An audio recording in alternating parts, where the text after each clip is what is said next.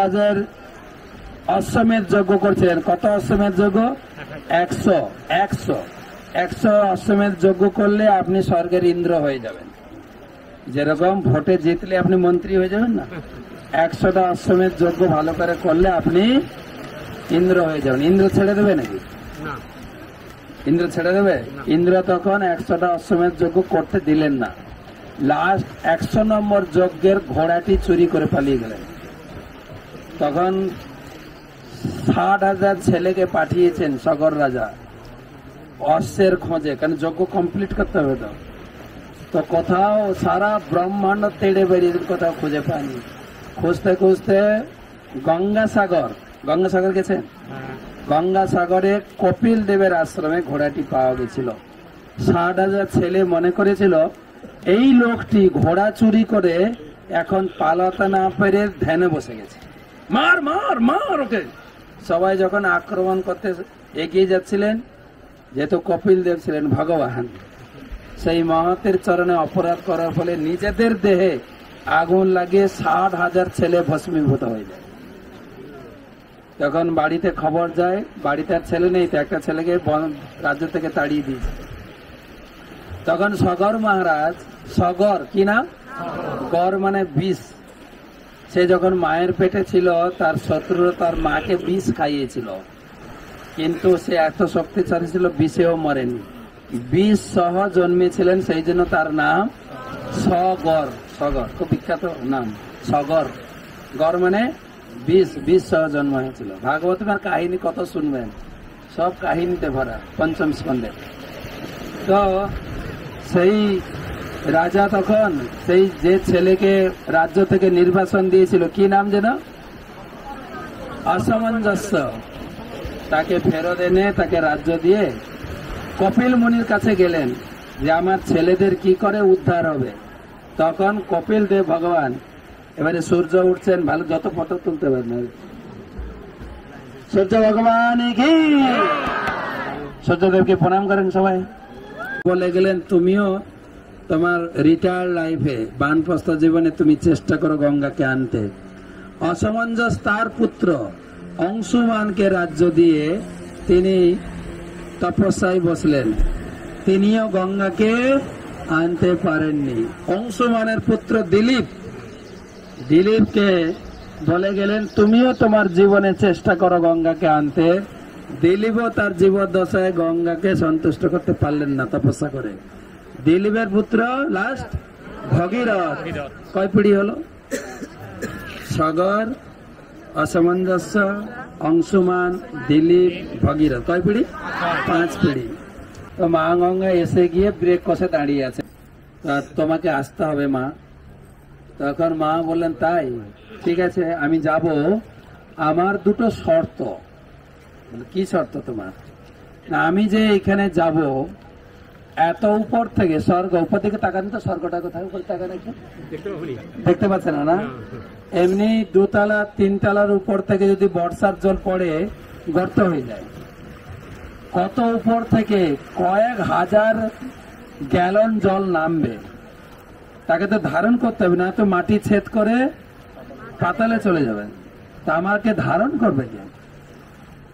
তখন ভগীরথ চিন্তা করলেন, হাই কপাল, এই একজন দেবীকে আনতে 5 পিঢ়ি লাগলো, স্বর্গের দেবী। তখন চিন্তা করলেন যে দেবতার মধ্যে একজন আছে খুব তাড়াতাড়ি সন্তুষ্ট হয়ে যান, কে বলেন তো? শিব ঠাকুর। যত লোক দেখবেন শিবের পিছনে দৌড়ায়, আমার বর জুটছে না, শিব জোগাড় করে দেবে যাবেন। শিব ঠাকুর একদম উদাসীন হয়ে আছেন, যে আসবে তাকে বড় আগে পিছু বিচার করেন দিয়ে দেন।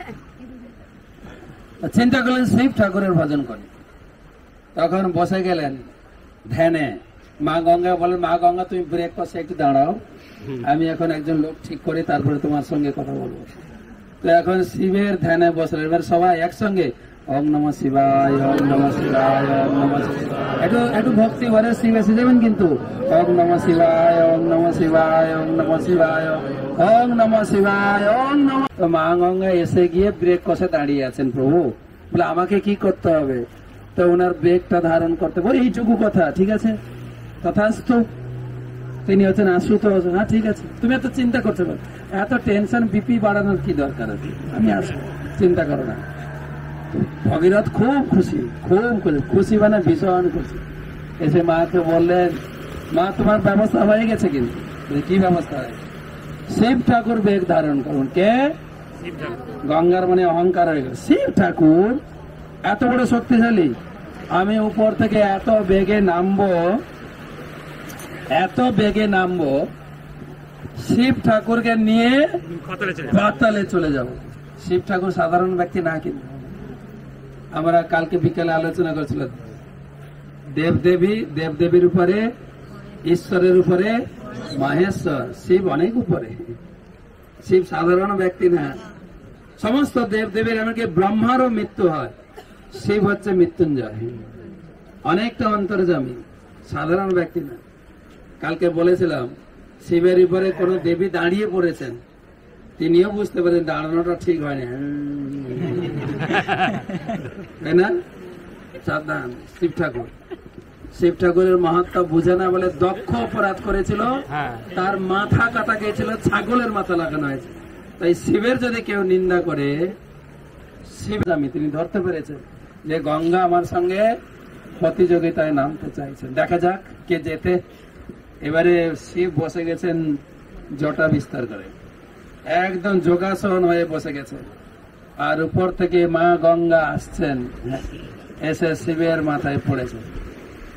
কয়েক হাজার গ্যালন জল নামছে, আর শিব এমন ড্যাম বানিয়ে রেখেছেন একটুও জল বেরোচ্ছে না, পুরো জল ড্যামে আটকে গেছে। এবারে শিব গঙ্গা যাবে কোথায়? গঙ্গা শুধু পাক খাচ্ছে, পাক। গঙ্গাকে মাথায় ধারণ করেছিলেন শিব, তাই জন্য শিবের নাম গঙ্গাধর। শিবের এক নাম হচ্ছে গঙ্গাধর। কণ্ঠে বিষ ধারণ করেছিলেন, সেই জন্য তার নাম নীলকণ্ঠ। জগতের জন্য অনেক কিছু তিনি করেছিলেন। সমুদ্র মন্থনে প্রথমে বিষ উঠেছে, এই বিষের জ্বালায় সারা ব্রহ্মাণ্ড জ্বলে যাচ্ছে। দেবতারা ত্রাহি তারিখ, ও শিব ঠাকুর আমাদের বাঁচাও না।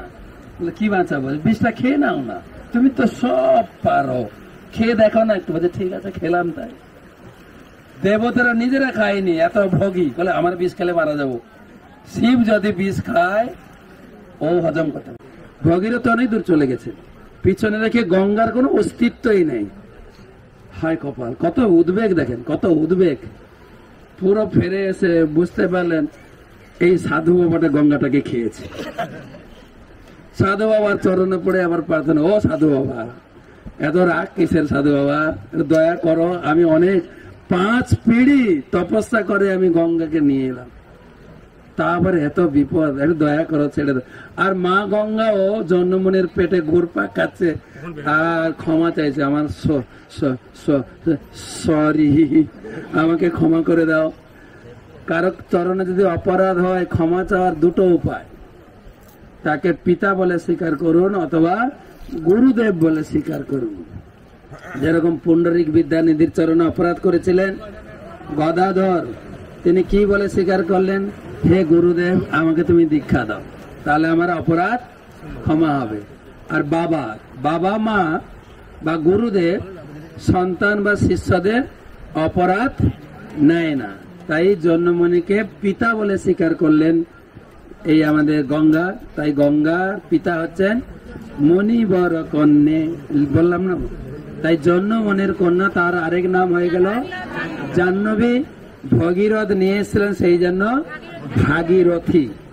গঙ্গার অনেক, সেই সগর মহারাজের 60,000 ছেলে ভস্মীভূত হয়েছিল, তার উপর দিয়ে গঙ্গা প্রবাহিত হয়ে গেল। গঙ্গার পর সে সব স্বর্গে চলে গেলেন। হরি বল। সেই থেকে এখনো এই প্রথা হিন্দু লোকেরা, সনাতন ধর্মের লোকেরা পালন করে যে কেউ যদি কোথাও আমাদের পরিবারের কেউ মারা গেলে তার অস্থি অথবা ভস্ম গঙ্গাতে বিসর্জন দেওয়া হয়, সে উদ্ধার পেয়ে যাবে। এই পন্থা পরম্পরা ক্রমে নেমে এসছে। আর আমি সবাইকে বলি, বর্তমান ধর্ম যেভাবে ভুলে যাচ্ছে লোকে, আপনি কি আশা করেন আপনার মৃত্যুর পরে আপনার পরিবারের কেউ আপনার অস্থি গঙ্গায় ফেলবে বিশ্বাস করাও যাচ্ছে না। তাই জীবন থাকতে থাকতে যেখানে সুযোগ পাবেন নিজে ডুবে যাবেন।